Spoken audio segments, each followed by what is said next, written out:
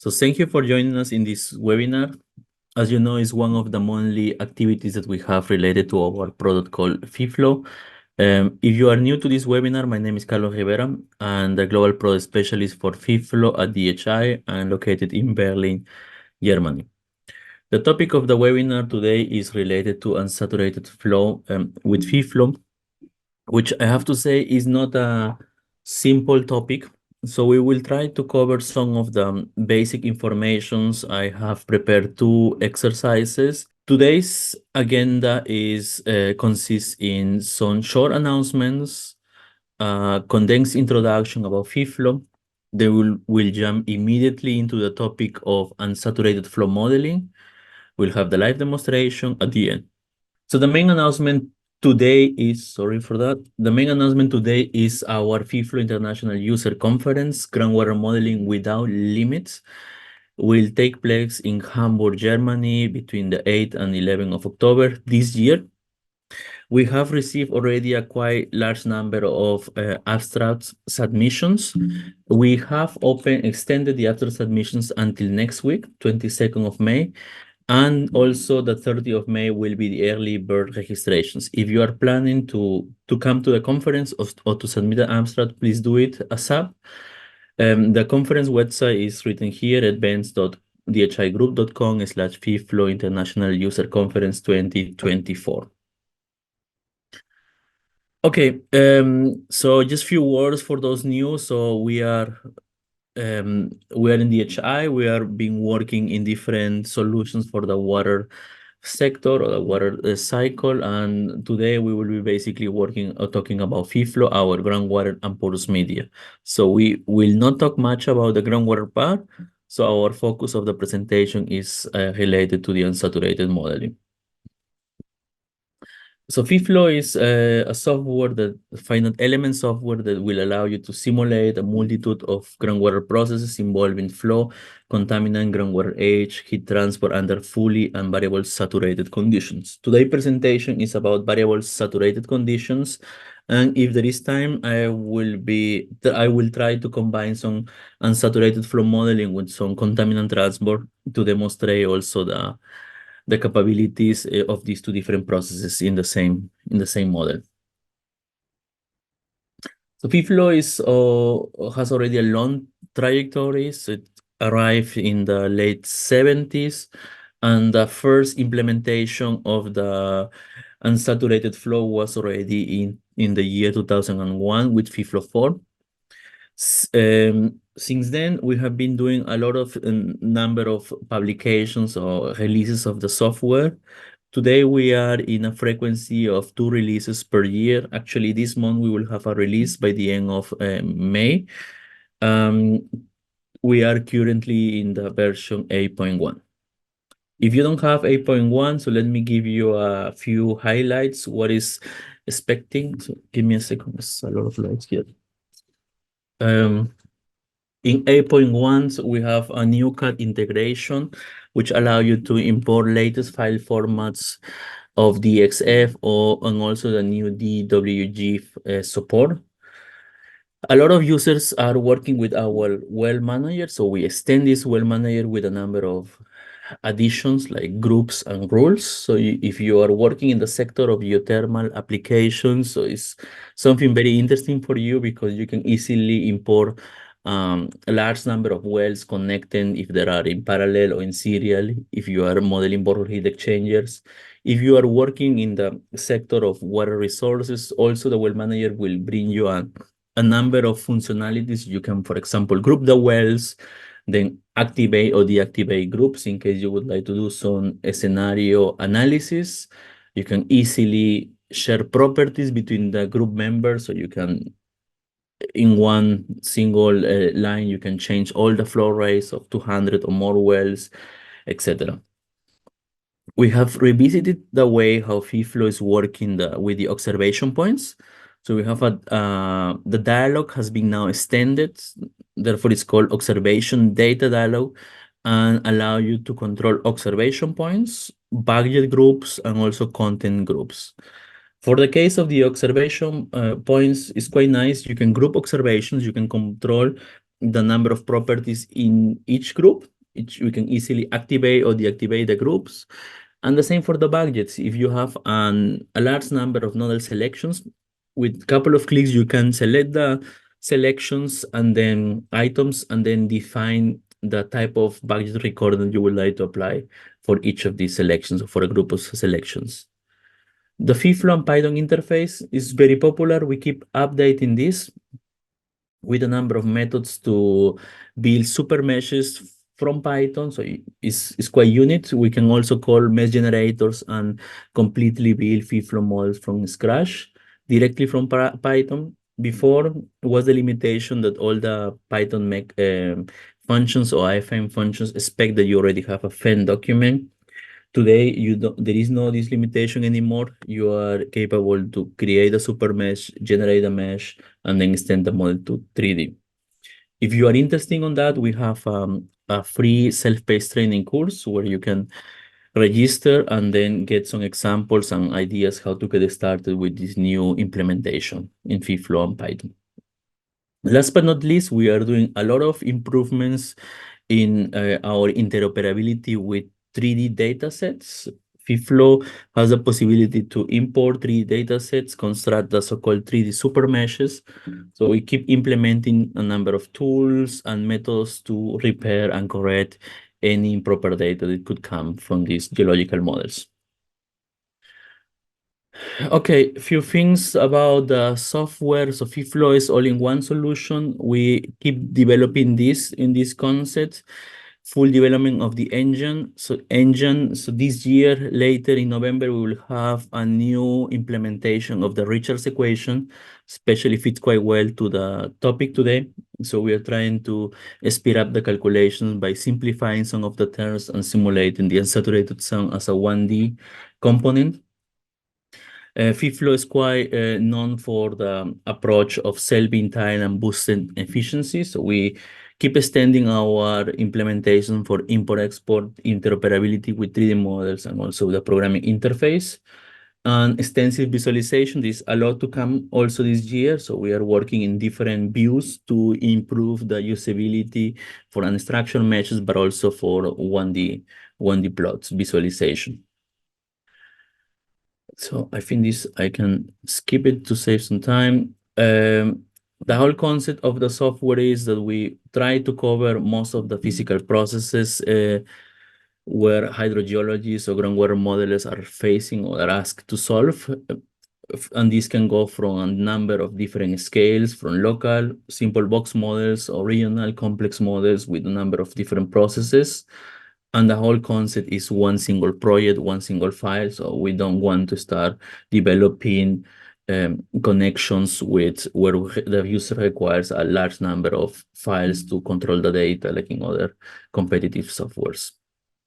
And last but not least, so FEFLOW vision is to have one software for the whole modeling process, from conceptual modeling, mesh generation, setting, simulation, calibration, prediction, and uncertainty quantification.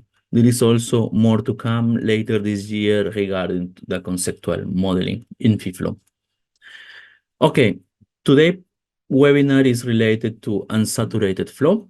Before starting to unsaturated flow modeling, let me give you a few examples where these processes are relevant.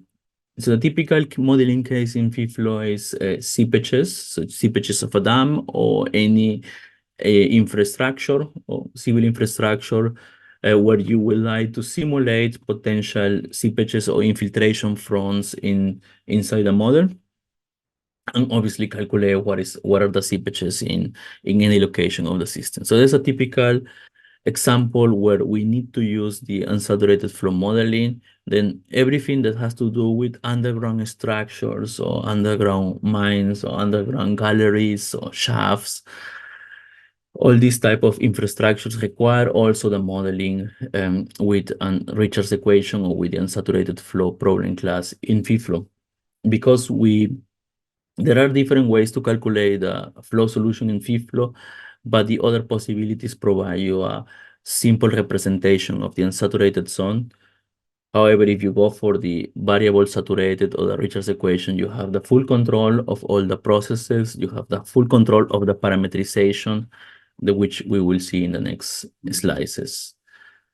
Other typical examples are dewatering of mines or dewatering of systems or open cast minings here, where you would like to simulate what is the potential location of the phreatic surface and the infiltrations of seepages in all of these different locations, so the so-called pit shell.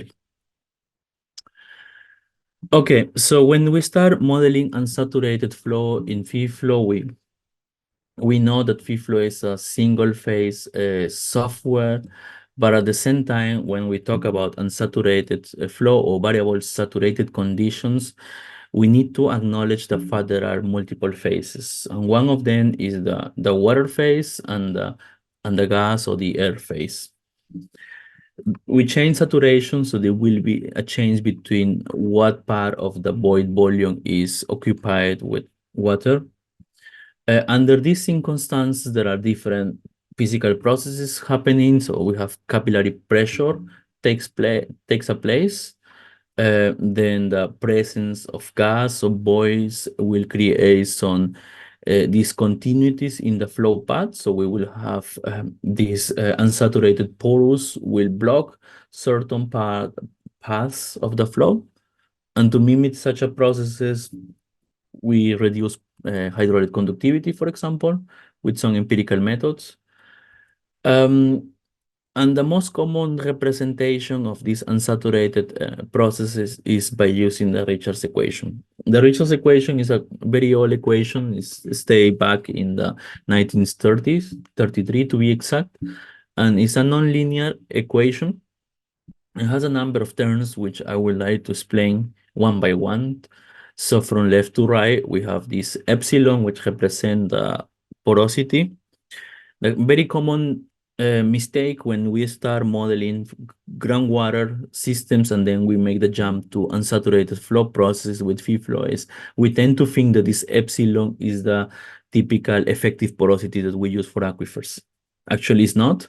In FEFLOW, it's referred as the unsaturated flow porosity, and this corresponds to the total porosity of the system. Then we have a partial derivative of S as a function of time. So this is trying to express the change of saturation over time. And at the same time, this S is a function of this C. This is called pressure head in meters or in pascals. So typically it's expressed in meters because we want to plug it in this equation, which later will convert to Darcy.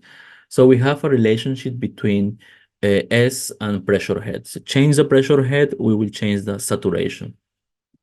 And then we have here a term which we already know and looks familiar.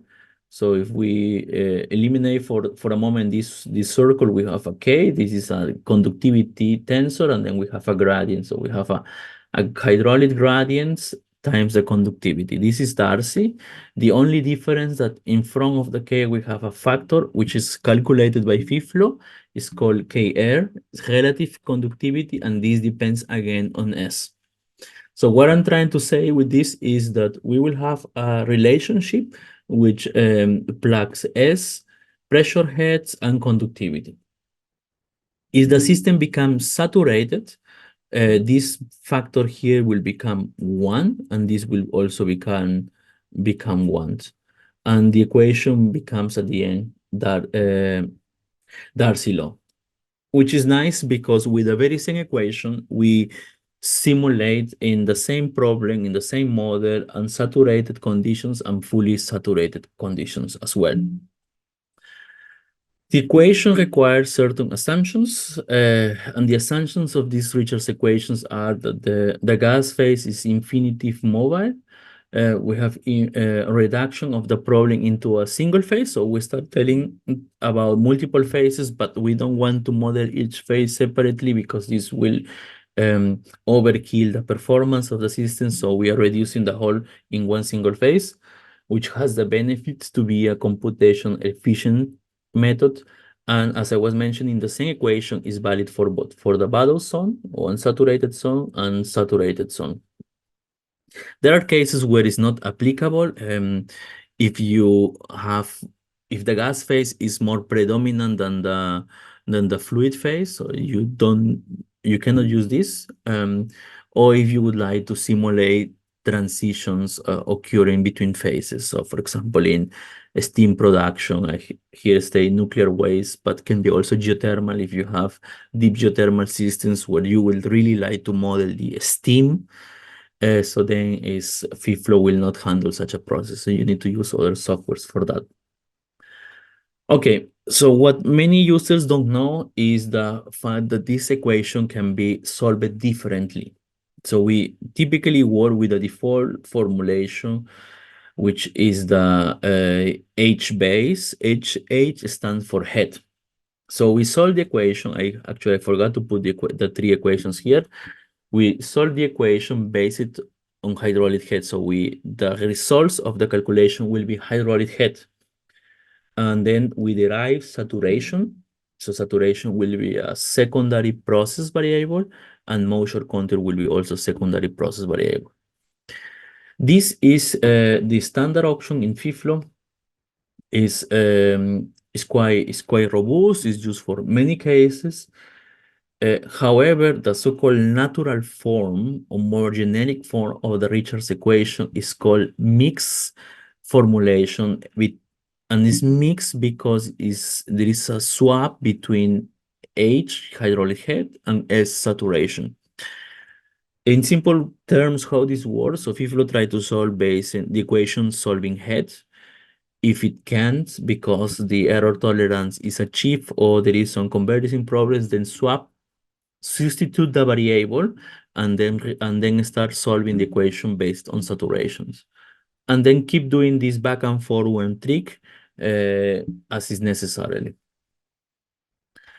And the last formulation is the less common, it's called the S basis, so the saturation basis form of the Richards equation, where FIFLOW will do a swap of the equation only once. So you have your initial hydraulic head values, which based on the parametrizations that we will talk later, FIFLOW will calculate saturation, and then it will keep solving saturation all the time. I don't recommend much this option because here, as it's written, it's only valuable for saturated conditions. It's quite efficient if you really have very dry conditions. However, it's also limited to homogeneous porous media. And a fourth point, which is not written here, is you depend alone on the parameters because there will be a swap from hydraulic head to saturation if you are not confident enough of the unsaturated parameters applied to the FIFLOW model, then you are propagating certain errors in the calculation because of those assumptions. Okay, so we have the equation. We have three ways to solve the equation, and now we have a number. We require a number of parameters. These parameters are given by multiple auctions. We can say we have the constitutive relationships. So we need to fulfill this. And these are the terms that we were reviewing before when we discussed the Richards equation. We need a formulation to represent the connection between the saturation and the pressure head. And we also need a relationship between the relative conductivity and saturation, and therefore also a connection with pressure head. How do we do this? We have these relative constitutive relationships. They looks like this schematically. So you have S. S is saturation, runs from 0 to 1. 1 is fully saturated, which means the total porosity, the unsaturated flow porosity, calling FEFLOW, is fully occupied by water. If we drain the system, so to drain, we need to give negative or assign a negative pressure. So we are decreasing the pressure negative. So we are drainaging the system. The saturation will reduce. On the other hand, on the right side, we have the relative conductivity and we have saturation. Saturation is maximum is 1, corresponds to a factor of 1. So the relative conductivity is 1, and the conductivity that we use to solve the equation is the saturated hydraulic conductivity, the one that we typically know from our groundwater studies. We reduce saturation, then relative conductivity reduce. Here is drawn to 0, but it will never be 0. It will reach a minimum value, but never 0. Just a sketch here. The way how to represent these two equations depends on different parameters, empirical functions. Some users like to linearize the function, so you can make the function linear, so it will be more easy to solve, but then you are probably over or underestimating certain processes, depending what you want to do. How do you parameterize this? We have these empirical models, which are quite very famous, we explain few in an Excel file that I create. So we have Van Genuchten, Brooks and Corey, exponential, Van Genuchten modified, which is similar to the Van Genuchten. The only difference is that you have the possibility to control this exponential between the relative conductivity and saturation. And we have these Habercam and linear methods as well. So to give you a few examples how this equation looks, we will also see it in the GUI, but it's clearly it's better to express it here at this point. So we have the so-called Van Genuchten-Wallet parametric model, which depends on that. So we have a relative saturation, and this relative saturation, it has two values. If the pressure is positive or is 0, the system is saturated, then the saturation is 1. If we are working with negative pressure heads, then we have a equation to calculate a relationship between the pressure head and the effective saturation. These terms alpha, n, and m, and empirical parameters required for these parametric models. And a similar case we have for the relative conductivity. We have also equation which depends on the effective saturation. Another example here is Brooks and Corey parameter or parametric model, which it has a different formulation. Here we have less terms, so we have the inverse of the alpha times the pressure head to the power of n. Absolute. So all these equations are explained in the white papers or in the FEFLOW book, if you have the FEFLOW book available.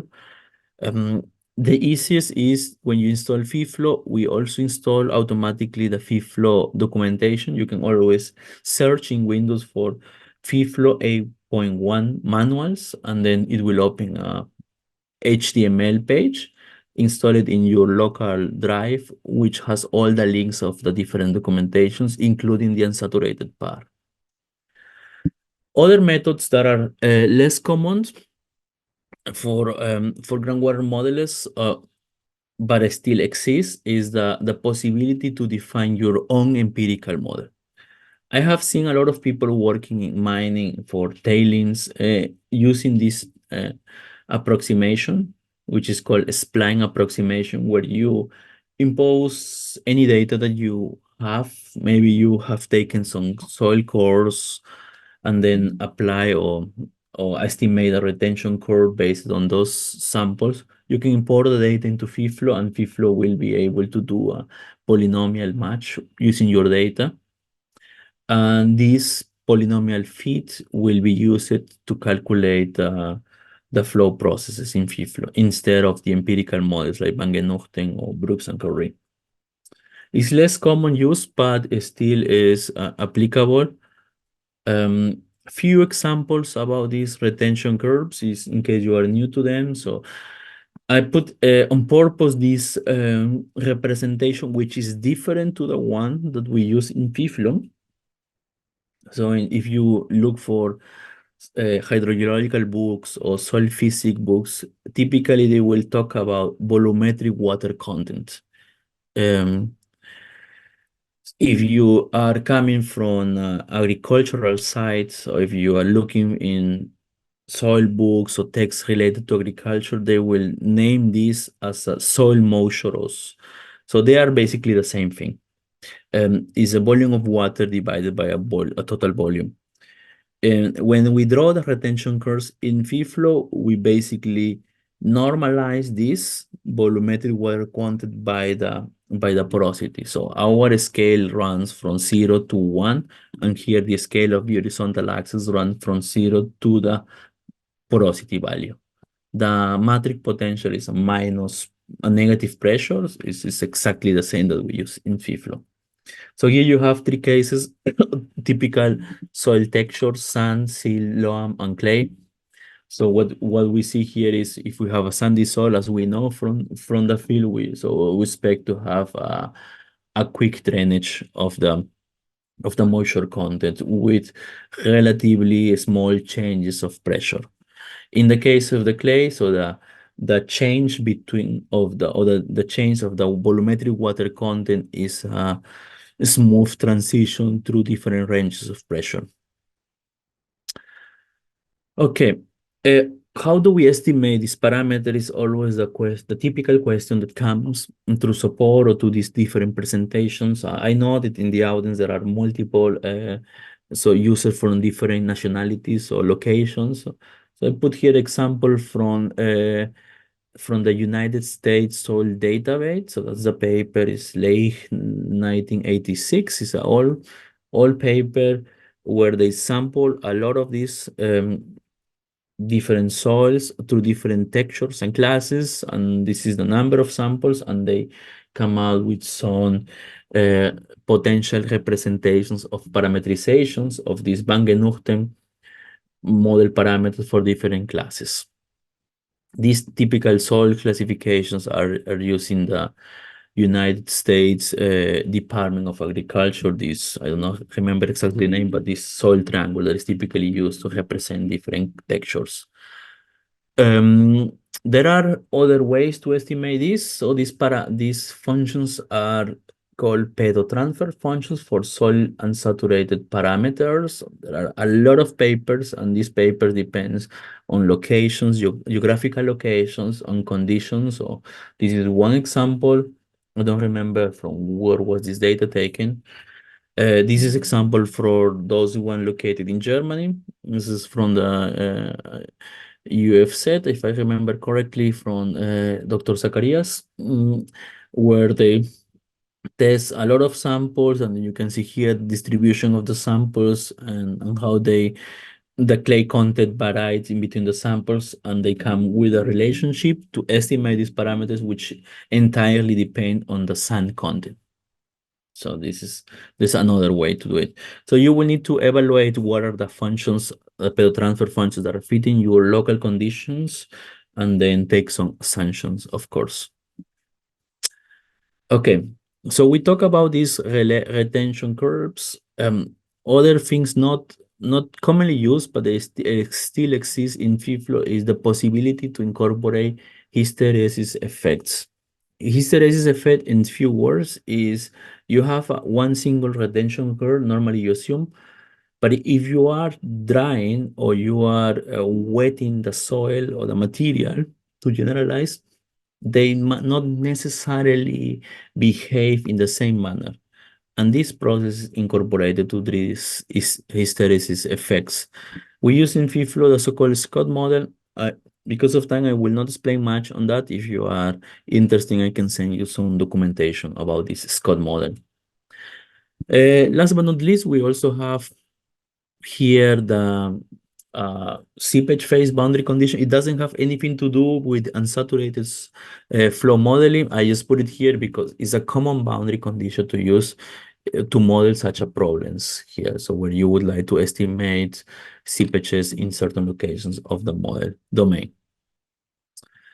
Okay, so with this, I would like to jump to the demonstration. For the demonstration, I have prepared a very simple example. Just let me reload. I call the file Garner. So Garner is a typical benchmark used for modeling unsaturated. So, but it's not really representing this Garner. I realized that I put the wrong name. I just use the same boundary conditions, but the principles are a bit different. If you really want to see the standard Garner benchmark, this is documented in the FEFLOW book. So we have a 1D column. What I'm doing this is because today we want to basically demonstrate some basic principles. I don't want to take a lot of time or wait a lot of time for the model results with large models. So we have two very simple models where we can look the processes and try to understand the effect of the parameters. But sorry, before I do that, what I typically do is, because I mean these parameters, of course, you need to know it. If you are not familiar with that, what I will recommend you just build in Excel or in any other tool that you in Python or as you like, the way a graphical representation of these retention curves. It helps you a lot to understand what is happening with the retention curves easily. You can see it in FEFLOW, but I still appreciate to have this in Excel because I can simply modify values and try to see what are logical ranges or not for certain parameters. No? How do you build this? I will just recommend you to look in the tooltips from FEFLOW, then make a snapshot of the equation and then build your own parameterization. So we will do in this example of the column a case with sand and clay and a mixture of the two, and then see what's happening with the results, just to understand the effect of the parameters. Okay, so what we have here is we have a column, is an unsaturated column. If let me plot the boundary conditions. So we have a, a constant hydraulic head at the base. This represents the water table location. So I'm fixing the location of the phreatic surface. And on the top, I am representing an evaporation. Somebody's asking about evaporation in the Q&A. I will formulate later about this. So we have a fixed evaporation rate, and what is about 300 millimeters per annum. The whole column is just 1 meter. It's basically exchange the vertical exaggeration to see the results clearly. In terms of parameters, the column first is homogeneous, and then we will start modifying.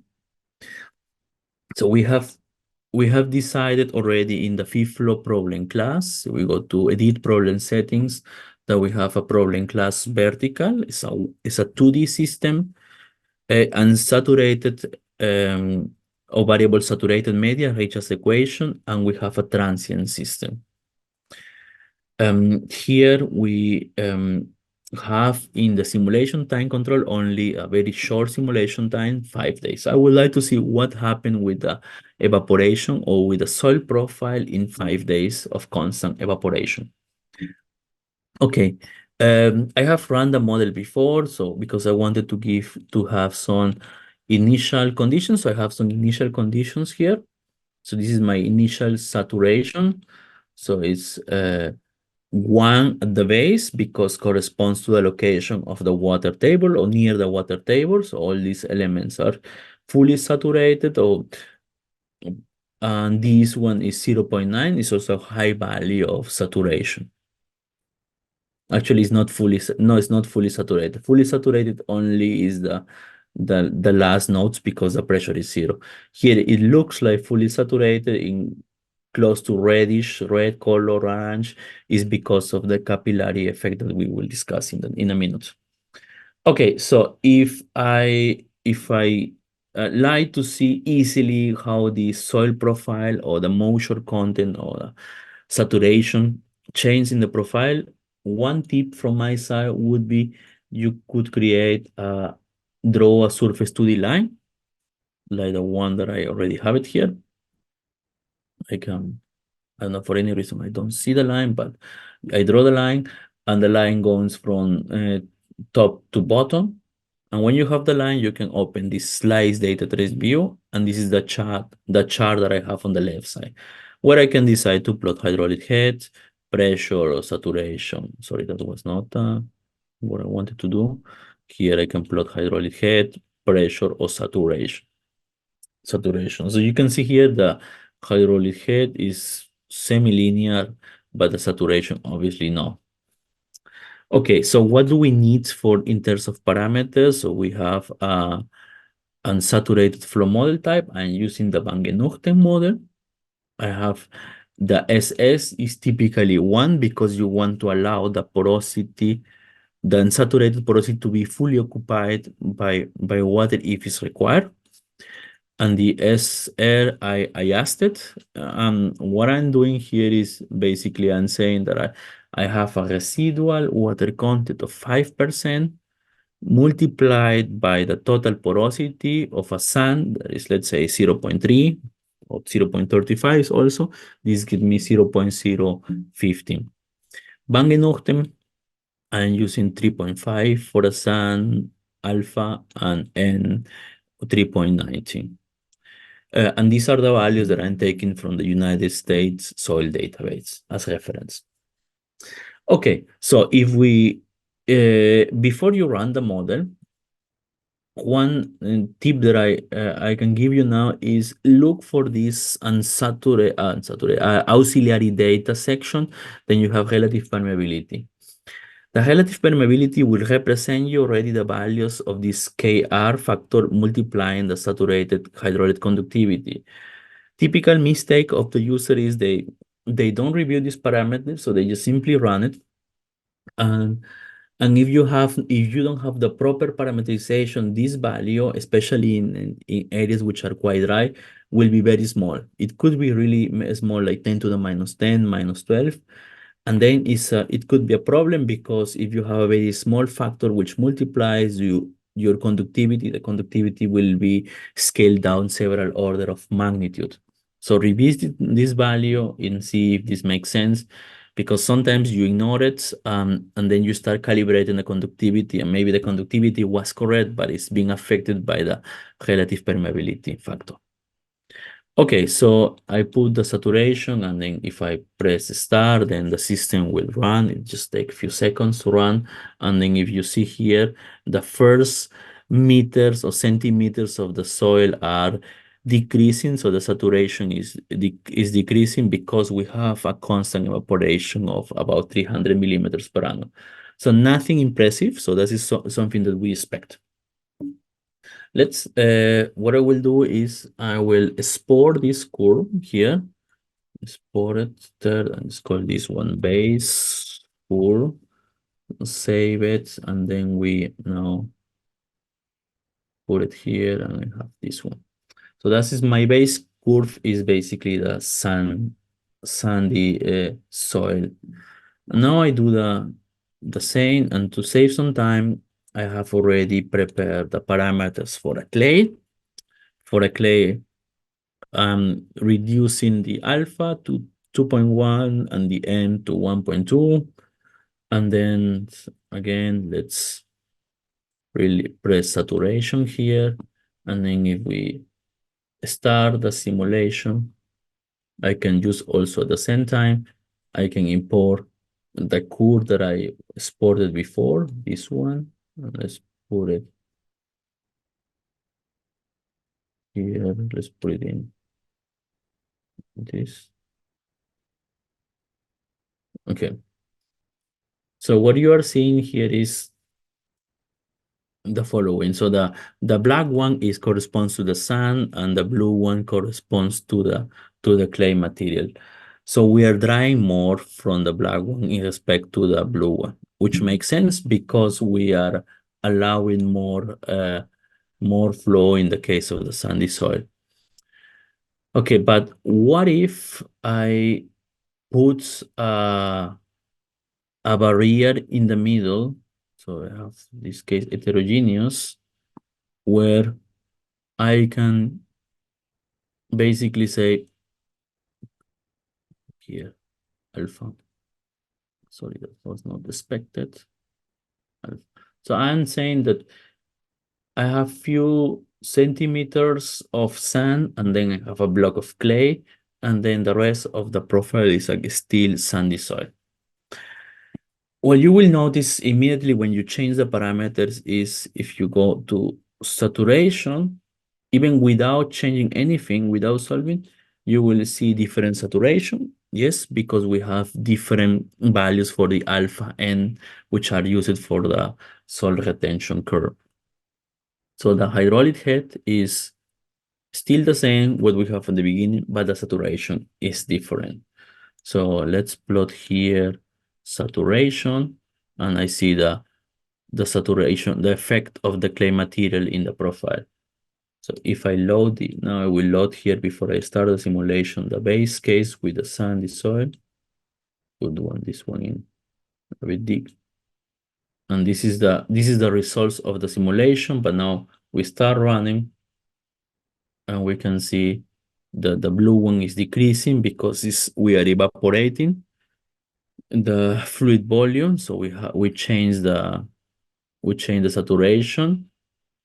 But then interesting here, if you see the rest, we have the clay here. Let's make a zoom somehow it's possible. So we have the clay here, which is this blue shape here. And then what is below the clay, below this part, basically really doesn't change much. It changes slightly because we still have some processes happening, but the clay is working as very effective material here. So I'll stop the simulation and open another example, which we can just here open it. Mhm.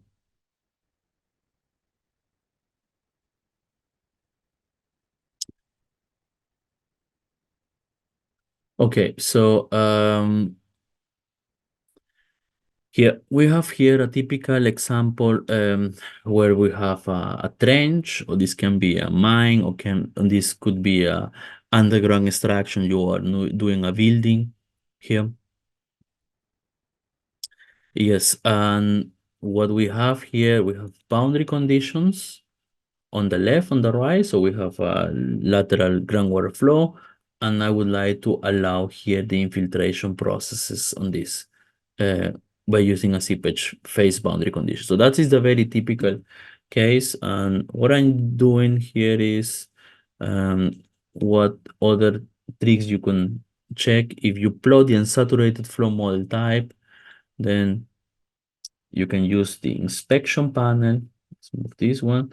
And if you look with the inspection panel, you can see the definition of the retention curve. So that is also quite practical, but in some cases you want to play with the number. So that's what is preferable sometimes to use Excel for those.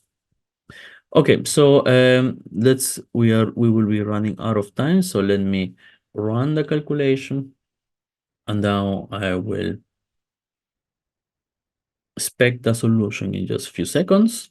Okay, so you see here, we have a very smooth transition between the white line, which represent the pressure zero, the phreatic surface with the unsaturated zone, is because here we have a nice vertical discretization. So one key, so some of you are writing in the comments about convergency.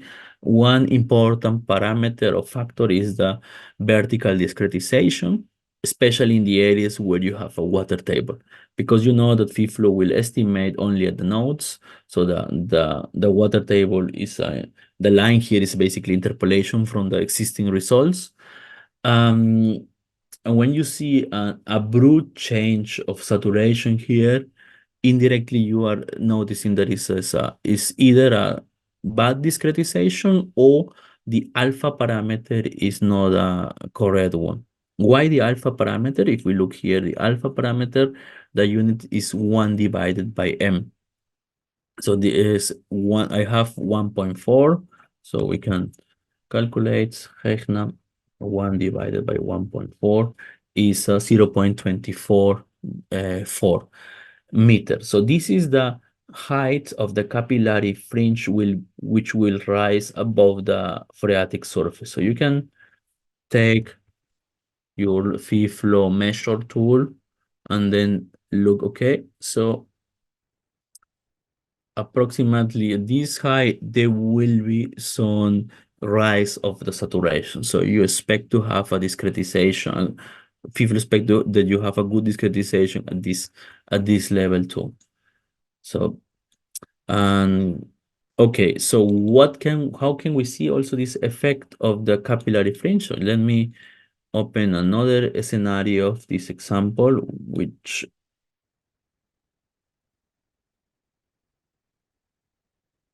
Basically, what we try to do is we try to simulate some barriers. So we have two flow barriers on the left, on the right of this trench. We have also adjusted the conductivity accordingly. So it's again a sandy soil outside in purple, high no conductivity porosity is 0.45 for a low permeable clay type material. The total porosity will rise. Then we have also the alpha and the M parameters. And if we plot the saturation, then we start. Now we can see here in a minute the effect of this alpha parameter. Yeah. So that is the water table, the white lines. We see again nice discretization, nice transition of the saturation changes from the line above to the location of the unsaturated zone. Then we have these patches with high saturation here and here, which corresponds to the areas where we have the barriers with the clay. Why do we have these effects? Is because we are giving basically for the sand 3.5 alpha and for the clay 2.1. So smaller the value, the inverse will be larger. So we are simulating a large capillary fringe in the areas where we have a clay. So the saturation will basically rise slightly. If you are doing cases of contaminant transport, such parameters matter. So let me try to model transport here. I have the case without a barrier. But here we have a transient model where we have a source. We are infiltrating some water with a concentration of 100 millimeters, and the FEFLOW will be able to transport this through the unsaturated zone. So if I plot here the saturation first, and here the fringes, so you can nicely see here how the saturation is still rising because of the infiltration coming from the top surface. And at the same time, we have the concentration plume where it's being propagated. It's still slow because we are in the unsaturated zone. As soon as it reaches the aquifer, it will be transported faster and potentially will be outflowing through this seepage phase boundary condition. So with this, I would like to just say one last thing. We will have an update of FEFLOW by the end of May. So the 29th of May, we have update 3 being released with a number of maintenance improvements and workflows. So update it and then give us a feedback if you think it's appropriate. So thank you for participating in this webinar. We will have another webinar the next month in June, which corresponds to the topic of 3D and structure meshes. We will not have a release webinar as we are used to do because I will combine both topics. So what is new in the software and with a webinar of structure meshes in one. So you are welcome to register to the next webinar.